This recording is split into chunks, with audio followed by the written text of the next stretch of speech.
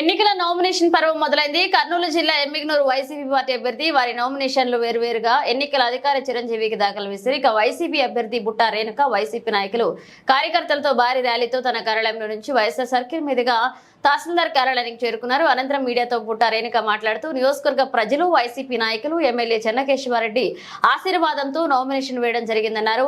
CM Jaganmohan Reddy ప్రజలకు సేవ చేసేందుకు నాకు ఈ అవకాశం ఇచ్చారని, ఇచ్చిన అవకాశాన్ని సద్వినియోగం చేసుకుని విజయం సాధిస్తామని ధీమా వ్యక్తం చేశారు.